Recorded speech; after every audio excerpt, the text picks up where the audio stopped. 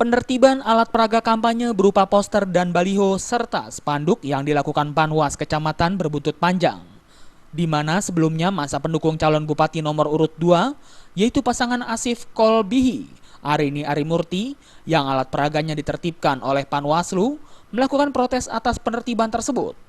Bahkan sempat terjadi penganiayaan, yang mana salah satu anggota sempat dipukul dan diseret karena dianggap tidak adil.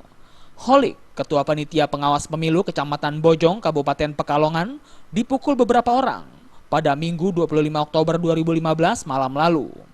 Akibat penganiayaan tersebut, Holik mengatakan dirinya menderita luka lebam dan kepala pusing, serta masih syok. Menurut Holik, atas kejadian ini pada Selasa sore telah melaporkan kejadian ke Polres Pekalongan. Saking banyaknya masa, kalau nggak kira-kira ya, kalau kita total dengan kejadian 50-an ada, tapi yang menangani saya kira-kira ya sekitar 15-20 orang yang menurut saya ditarik dan disitulah kita diambil foto daripada untuk. Sementara itu, Koordinator Divisi Pengawasan dan Humas Bawaslu Provinsi Jawa Tengah, Teguh Purnomo mengatakan, aksi penganiayaan terhadap anggota Panwas di Kabupaten Pekalongan tersebut merupakan pelanggaran berat dalam pelaksanaan pilkada serentak. Selain menjadikan suasana tidak kondusif, intervensi tersebut juga telah melebihi dari batas kewajaran.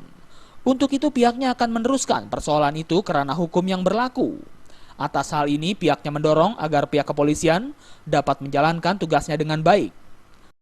Pihaknya mendorong agar pihak kepolisian dapat menjalankan tugasnya dengan baik.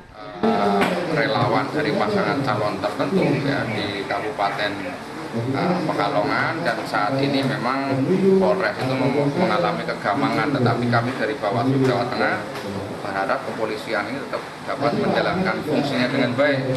Kalau itu perkara pemilu tentunya masuk ke Gabdegu, tetapi kalau ini adalah perkara kriminal biasa tentunya mereka jangan ragu-ragu untuk melakukan proses hukum. Dari Pekalongan, Jawa Tengah, Ujianto Purnomo, Rajiv Saiful melaporkan.